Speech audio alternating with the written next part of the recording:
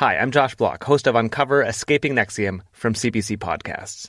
I pull back the curtain on the secretive self-help group that experts call a cult and follow one woman's harrowing journey to get out. The podcast was featured in Rolling Stone magazine and named one of the best podcasts of 2018 in The Atlantic. Listen to Uncover Escaping Nexium on CBC Listen or wherever you get your podcasts. This is a CBC podcast.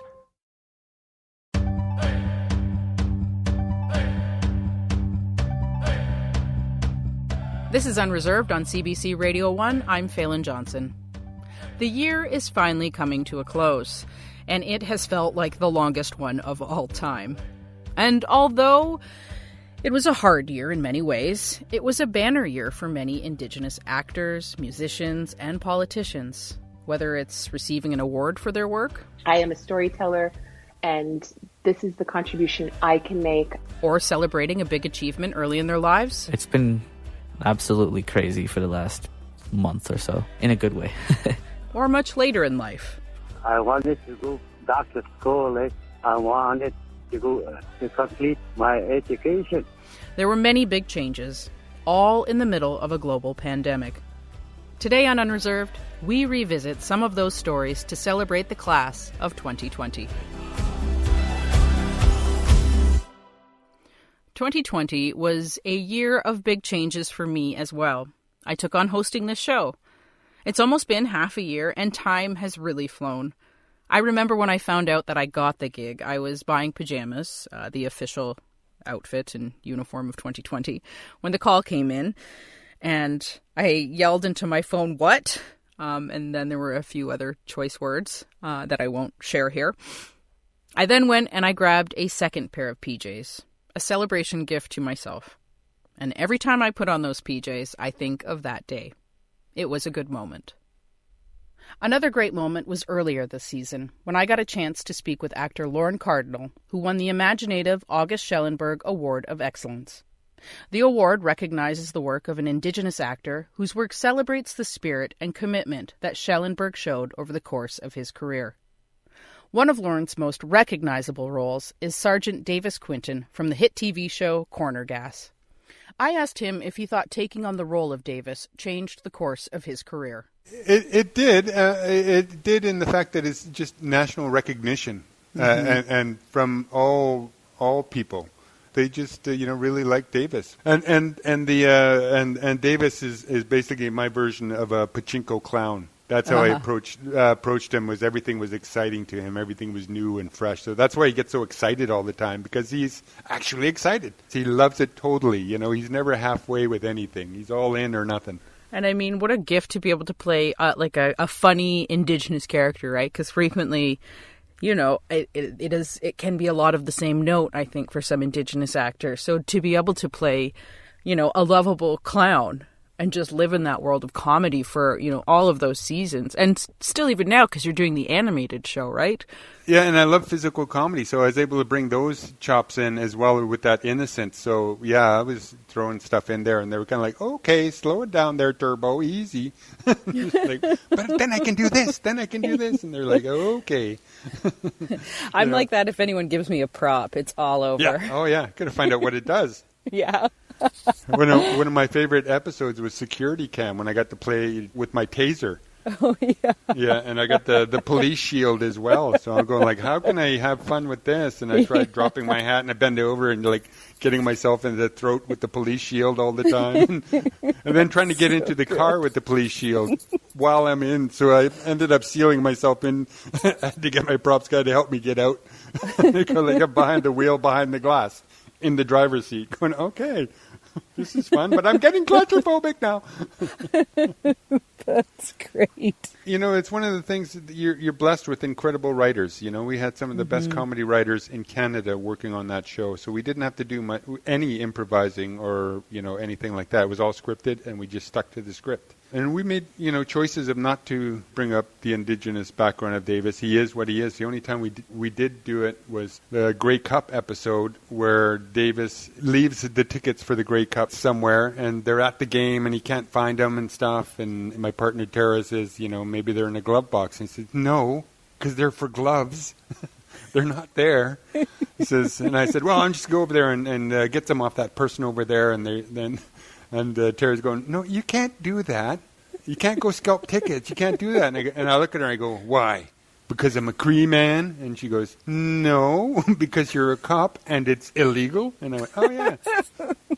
But in that scene, the original script said, why? Because I'm a Native man? Yeah. And so we had a discussion. And I said, I don't identify myself as a Native man. I'm a Cree man. So that's how Davis would respond is, I'm a Cree man. But the writers wanted, no, we need a Native man. I said, okay.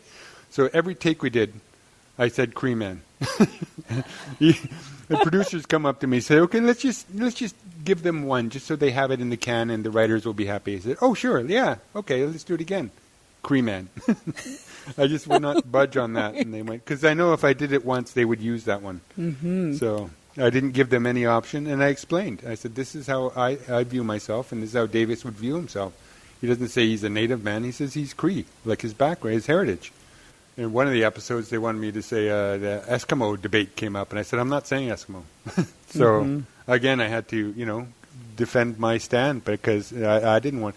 Other people could say it, but just so they know, this is a derogatory remark to our Inuit brothers and sisters. So I'm not going to say that. I'll say Inuit. That was a bit from my interview with actor Lorne Cardinal, discussing how the Corner Gas team gave him a chance to frame Indigenous stories correctly. Earlier this year, Lorne Cardinal was awarded the August Schellenberg Award of Excellence at the Imaginative Film Festival. This is Unreserved on CBC Radio 1, Sirius XM 169, and Native Voice 1. I'm Phelan Johnson. This week, we're celebrating the Class of 2020, highlighting Indigenous people who achieved great things this year. Coming up, Murray Sinclair is set to retire from the Senate next month. But he almost quit his job as a lawyer when he was young, until he spoke with his mentor. He said to me, your problem is that you know all what it means to be a lawyer, but you don't know what it means to be an Anishinaabe. Find out what he's planning to do in the next chapter of his life. That's in a little bit. Krista Couture's new memoir, How to Lose Everything, was just named as one of the best Canadian nonfiction books in 2020 by CBC Books. It's a deep dive into the immense amount of loss the mixed Cree singer has faced in her life. Her grief bio, as she calls it, is cancer, death, divorce, more cancer. She's lost children, a leg, and a partner. But she kept going. I sat down with Krista for an in-depth interview in October to talk about her experience writing her new book. So I can imagine that writing a memoir is a pretty daunting task. And with a story as large as yours, with so many stories to tell, how did you decide which stories to focus on? Originally, when I thought about writing a book, some book, it was going to be just about my son, Ford. I mean, I talked about how I've been telling these stories in music and talking a lot about my sons through music. And I wanted to tell more of his story. That was my idea. And then I was talking with my agent, and there was a blog that I kept during my son, Ford's life. He lived for 14 months and had all kinds of medicalized challenges, and it was a complex and extraordinary 14 months. And so I was like, okay, I'm going to go through the blogs. I'm going to write a book about this. And she was like, do you think that might be too much for you as a writer, or too much for a reader? Like it wouldn't have to be, but like it would have to be. I'd have to be very careful with writing that book in a way that wouldn't just overwhelm people or potentially overwhelm myself. And she's absolutely right. It would have overwhelmed me. And then I thought, I kind of zoomed out from that and was like, well, maybe it's just being a mother of a lost mom, as we sometimes say, maybe it's just about my two sons. And she kind of sat back and she's like, well, you also you only have one leg. Like, that's pretty interesting. I was like, really? Is it? Does anyone want to hear about that? I don't know. And then we just kind of in conversation, I started to think of, this is probably that conversation is where my grief bio came to be, because it was like, oh, right, the cancer and leg and then divorce after my sons died and then having thyroid cancer after that. And it was like, oh, right, there's all these other things. And when I started to link them through this idea or theme of loss, I got excited about piecing the stories together in that way. Like, it gave me a framework, as they say. It gave me something to work with. And I liked that idea. I also liked that it meant I could kind of drop into these different stories and tell a bit of them and weave them together and connect them, but not in a way that was going to primarily overwhelm me as a writer, but really think deliberately about writing something that was going to be vulnerable and be intimate, but not kind of dump this stuff on people. And so in connecting all these different stories, instead of zooming in and writing a whole book about just Ford, it was a way to kind of tell pieces of it without it being too much, hopefully without it being too much. So, as you describe in the book, you lost 2 children, Emmett as a newborn, Ford when he was 14 months old. And you've described losing your children as more than just losses, but as dismantlings. And I thought that word really struck me. Can you explain what you mean by that? Yeah, for me, those losses, after my first son, Emmett, died, I felt like I was flattened. But then after Ford died, I felt like I was like almost in this negative space, like just there was nothing, felt like nothing was left. I was, dismantled. I was destroyed. And in rebuilding, it's not putting the same thing back together. It was trying to find something new. And so it took years, like those losses for me, maybe, calling them dismantlings is also because it was they were such huge events and it was such a huge task to continue. I think there's types of grief, or I've experienced types of grief that, take the wind out of you, but you can kind of still recognize yourself. And I felt like with those losses, I didn't know what was left, and I didn't know what I could imagine in the future. You went back to when you were a kid in the hospital in your book, and you wrote about hearing parents lose their children. Then you found yourself a part of that club, one that no one wants to join. How much of that came back to you when you found yourself in that situation? Surprisingly, I don't know if it was until I wrote the book. Like, I hadn't really made sense of that. I mean, in the book, I talk about remembering other parents' grief as a kid. And I remember kind of pondering what their life must be like. Once a certain kid isn't at the hospital anymore after they've died, it's sort of like, well, where is their family? What are they doing? What happens? What does that even look like? And I remember kind of being aware of that absence each time. But it wasn't until writing the book, and I think that's one of the gifts the book gave me, was that it gave me that sort of circular perspective, and that I held those parents in my heart in a new way, and just kind of remembered their grief and recognized their grief. And, it's maybe strange. I felt a bit like I felt less alone in a sense when I thought of them. I thought, oh, right, I've seen this. And look at all the time that's passed for them. Of course, they're still hurting. Of course, they're still grieving. It's been 30 years. And, but I kind of imagining them helped me have a sense of time passing. And I think I didn't really, piece those things together until I wrote it down in the book and went, oh, yeah. That I saw that, and now I'm also one of them.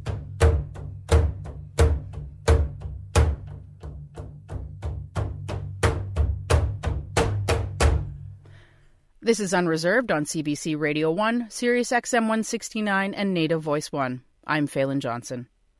When Tracy Deer was 12, she decided she would make a film about the Kanesatake resistance, told from her perspective. Years later, that dream came true. The film is called Beans, and it won her the Emerging Talent Award at this year's Toronto International Film Festival. When I watched the film, there was a scene where the title character, Beans, stands in front of her class. We, the audience, see the back of her head, and in her hair is a beaded hair clip. The beads are in the formation of the Hiawatha Belt that signifies the Haudenosaunee Confederacy. The symbol signifies the joining of 5 nations. I audibly gasped when I saw it. I have seen it in films before, but I hadn't seen it like this. Like the way that I see it back home on 6 Nations. Embedded in our everyday lives. Just there. Something about the casualness of seeing that powerful symbol really stuck with me and made me feel proud. I wanted to share with Tracy how much that kind of representation meant to me. I was talking to my sister. She's seen the movie as well. She's a couple of years older than me. During the Oka crisis, she was around 10 and I was around 8, so not too much younger than Beans and her little sister in the film. And I have to say, watching your work, I don't think I've ever seen myself reflected back so specifically. You know, hearing someone say Sago on screen, it just brought so much joy to me and made me smile and made me feel so seen. So, you know, what power do you think representation can have in film? Okay, well, I'm going to need a moment because you're making me cry now. That just means so much to me because it is really about us being seen and being heard and being understood, and that is really the goal I am setting out to do with the work that I do. So to hear you say that, I'm just so thrilled. It's the best feedback I could get. So thank you so much. Well, you're welcome.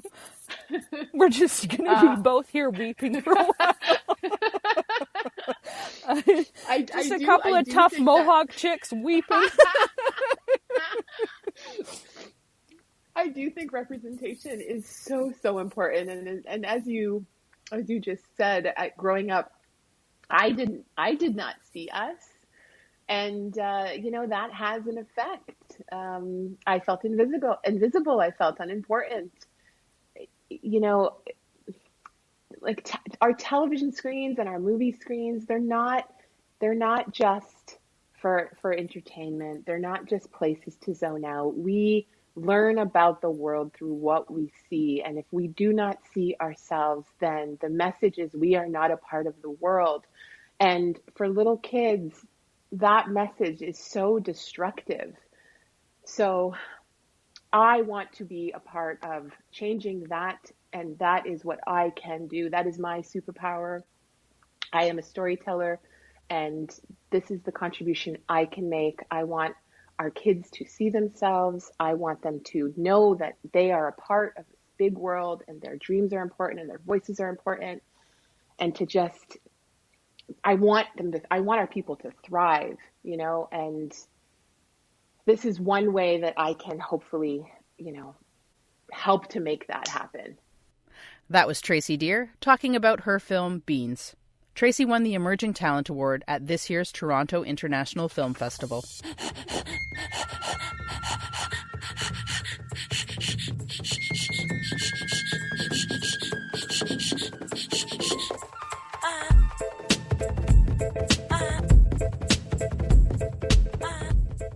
And speaking of award winners, Kaylee Cardinal was set to win her first Juno Award for Indigenous Music Album of the Year in mid-March. But it was quickly overshadowed by, the COVID-19 pandemic. The Juno Awards were postponed, but Kaylee was eventually announced the winner on July 1st. But for Kaylee, the celebration at home might have been more special.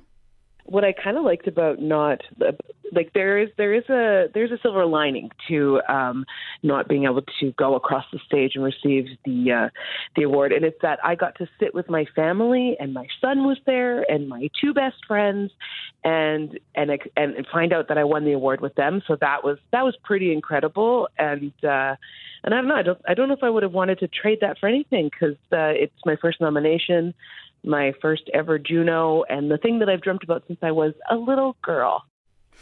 It's Kaylee's first Juno Award, and one that she thinks will help her future successes. But it's also validating for her as an artist. I mean, just in general, it's so validating for all of the work that I've put in and all of the time. And it's also really validating as a songwriter because, you write these songs, you're telling stories about your life. That's what my whole album is about. It's just my life stories. And you just hope that it's interesting enough for people to like it and then hope that they relate to it in some way. And I feel like that's happened, and that makes me feel like maybe I'm on the right path. I know what I'm doing a little bit. So I think that alone that means a lot as far as my direction. And then it's also just any sort of award is so great for you to advance your career. It's part of the currency of being a musician, and it helps me with that kind of just people getting to know me. This is Unreserved on CBC Radio 1, Sirius XM 169 and Native Voice 1. I'm Phelan Johnson. Murray Sinclair is retiring from the Canadian Senate next month. It marks the end of this political chapter in the Anishinaabe lawyer's career, after spending more than 25 years in the legal system as a lawyer and judge. During his time as a senator, Sinclair was the chair of the Truth and Reconciliation Commission and actively spoke out on many issues facing Indigenous people in Canada. But internally, he also fought to ensure the Senate was serving all Canadians, especially Indigenous people. Of all places in the government, I'd say probably the Senate is one of the most difficult places because it comes from a long history of focusing upon the interests of the establishment. The Senate was created basically to protect property owners from the commoners of the country, just like the House of Lords in England. Its focus in that direction means that whatever the best interests of the establishment are, the Senate was there to protect it, to make sure that we didn't do away with the corporate interests, with the property rights of capitalists. And so orienting ourselves around that and away from that has been a big part of the work that we're doing with the independent senators now, and we are really there for the people as well. And though we are an unelected body, we do have a role to play, and it is not the same role as the elected body does, because the elected body is the one that the people have control over, and they don't have control over us in the same way, but we have to ensure that we protect the interests of all Canadians, including Indigenous people within this country. Sinclair was the first Indigenous person appointed to be a judge in Manitoba and the second ever in Canada. And though he was appointed to the Senate as well, he's been keeping a close eye on federal parties, many of whom are fielding more and more Indigenous candidates, which, in theory, is a good thing. But Sinclair isn't so sure.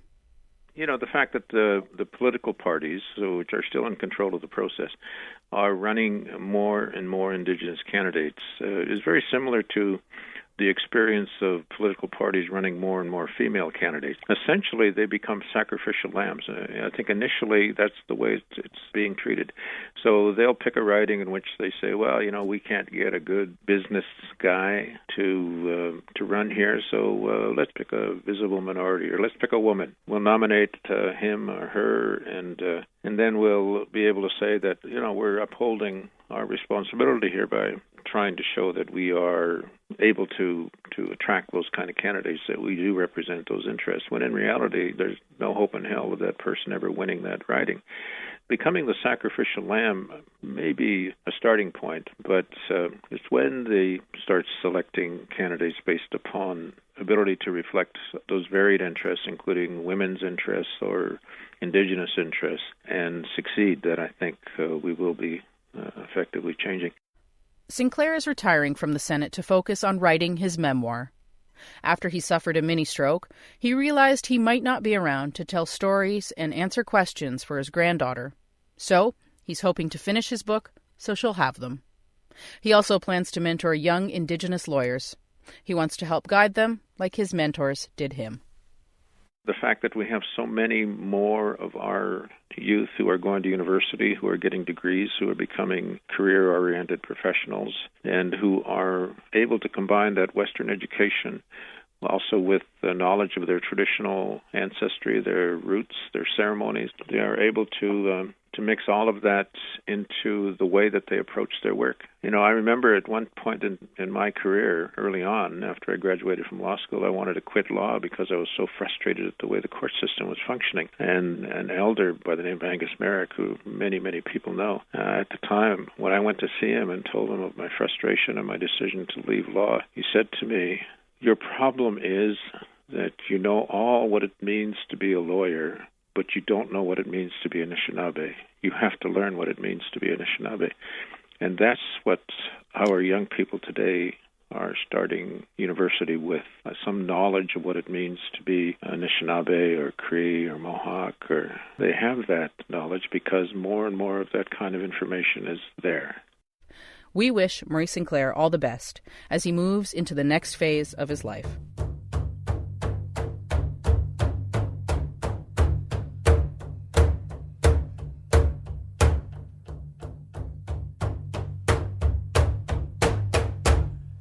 And speaking of knowledge, Glenn Kershane says it's never too late for education. The 61-year-old residential school survivor just graduated from high school last month. Kershane is Anishinaabe from Saugeen First Nation, 100 kilometers northeast of Winnipeg. I graduated November the 18th. I wanted to go back to school. What I did was I encouraged myself to believe in myself, and I wanted to go to complete my education.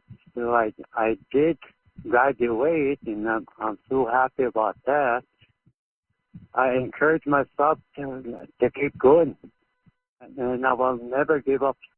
Every morning, Kershane would walk 7 kilometers from Saugeen to Pine Falls, where he was going to get his high school diploma. Sometimes people would pick him up on the way, but he was determined to get the education he never had the opportunity to get at residential school. And the journey doesn't stop here for him.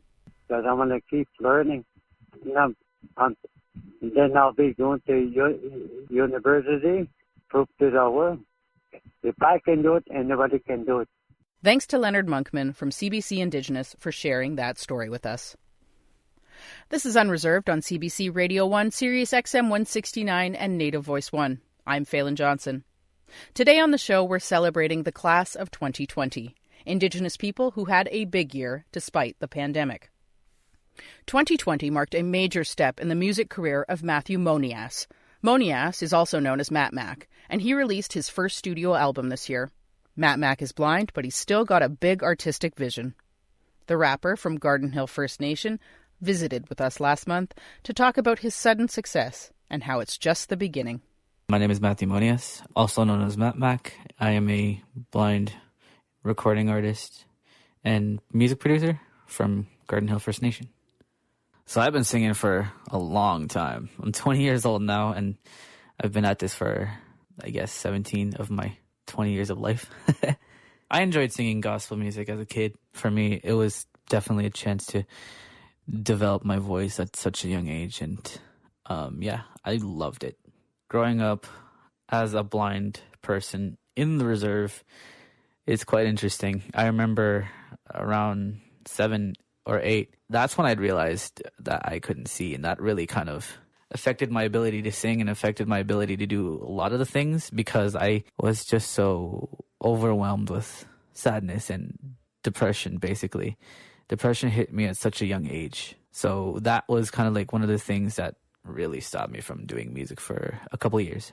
So I remember at my early teen years, I wasn't really doing much music, but I was slowly getting into technology, and I was slowly discovering about assistive technology like screen readers, which is a software that reads stuff on the screen through TTS, and I was really kind of getting into that because by age 13 I had gotten a laptop, and that's when I kind of really got into the technology aspect of music, and from there I started playing the piano, and that's what really kind of helped me out of that little depression I was in. I've really took those 3 years to actually develop my piano skills. And that's kind of how it all started, just by playing the piano. And then eventually I picked up the guitar at 15. And also around that time, I was also teaching myself how to play the drums. So my music it's inspired by a little bit of everything.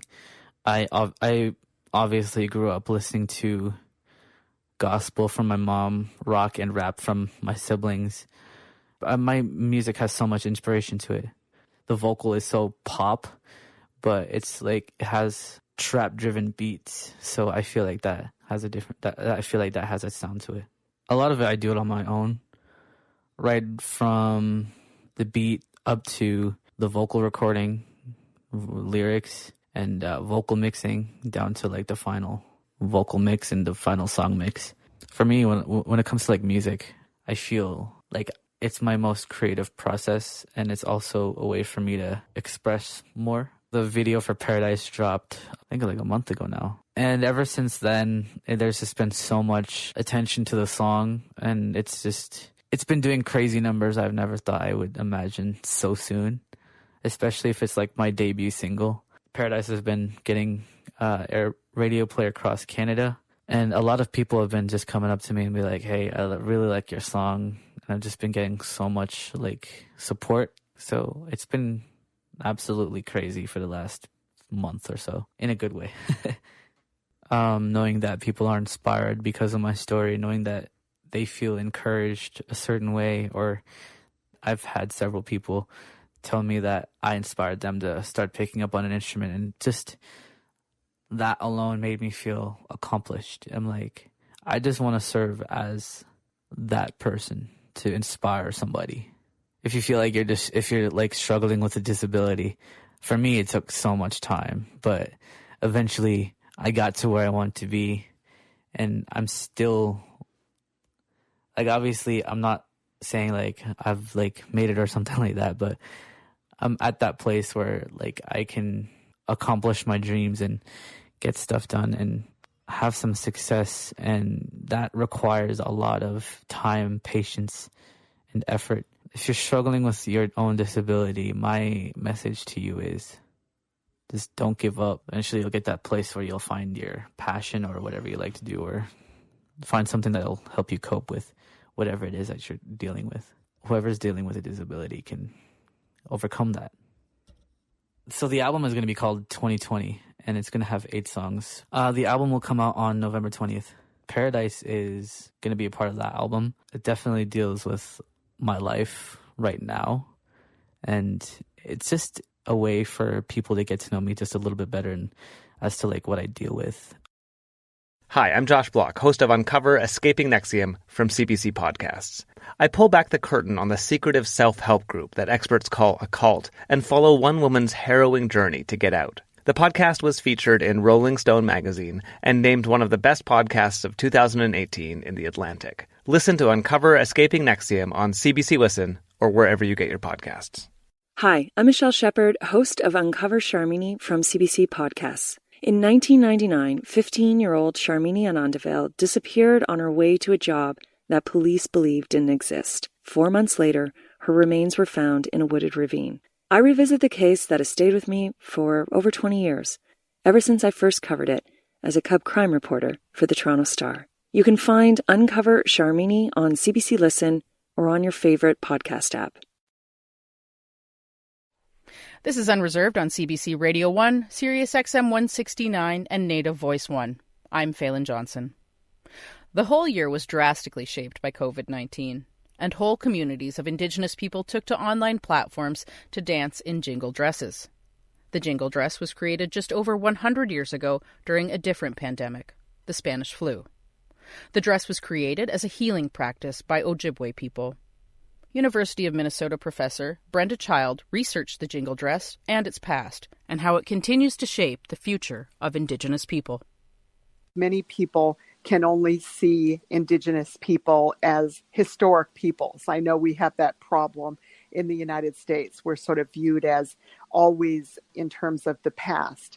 And so with the jingle dress, even though the powwow tradition is older than the jingle dress, what the jingle dress dance shows me is that Native people and Ojibwe people here in the Great Lakes were part of the making of the modern world. And who would have thought 100 years ago, a century ago, that this global epidemic that people experienced all over the world would go into the remote communities of the Great Lakes and be very devastating, and that women would respond to that epidemic by this new tradition that is still with us a century later. I think most Native people know that the jingles themselves are imbued with a kind of healing power.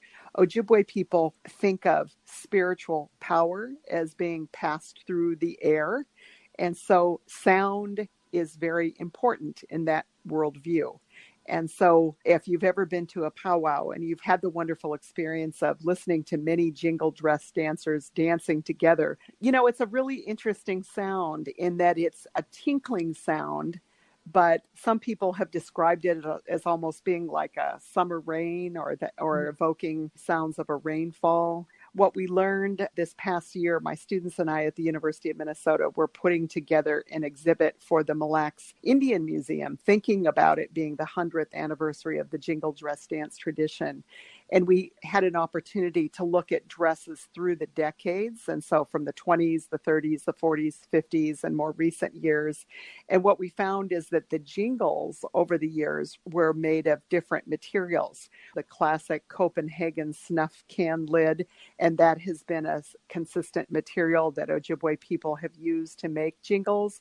But we also saw dresses with Prince Albert tobacco cans. We also saw dresses made from baking soda cans. So people, American Indian women and Ojibwe women in particular, have been very creative. We had one early Dakota dress that had a jacket, both of them with jingles, and the skirt and the jacket were made of drapery fabric. But it is true that the jingle dress dance emerged during a moment when these kinds of traditions were being suppressed on reservation communities. And so in that sense, the jingle dress dance was sort of a radical tradition from its beginning. That was Brenda Child speaking to us about the importance of the jingle dress.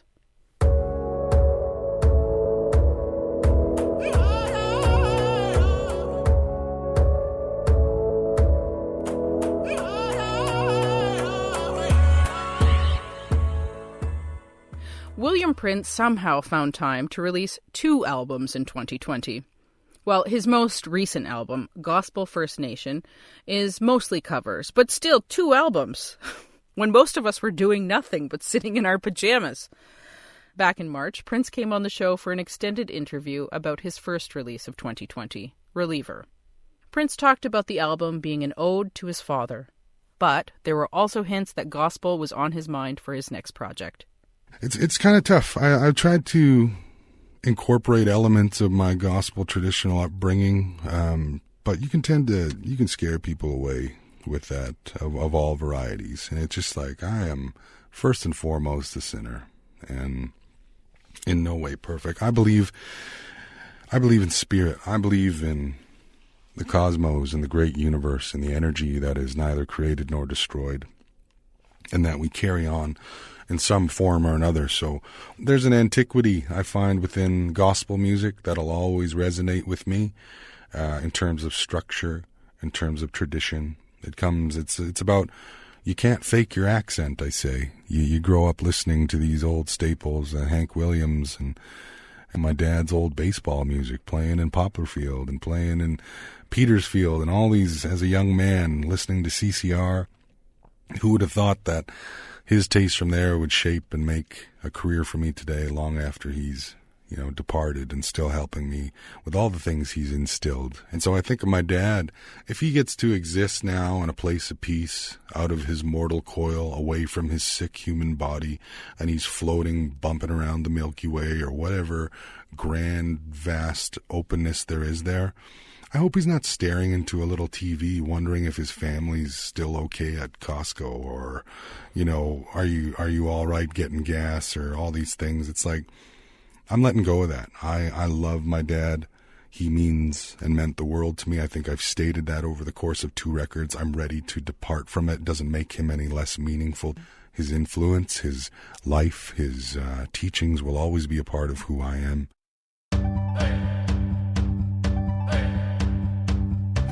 That's it for this week's episode of Unreserved. If you want to get in touch with us, send an email to unreserved@cbc.ca, or you can find us on Facebook or Twitter. This episode was produced by Stephanie Cram, Kyle Musica, Zoe Tennant, and Anna Lazowski. I'm Phelan Johnson. Nyawagoa for listening.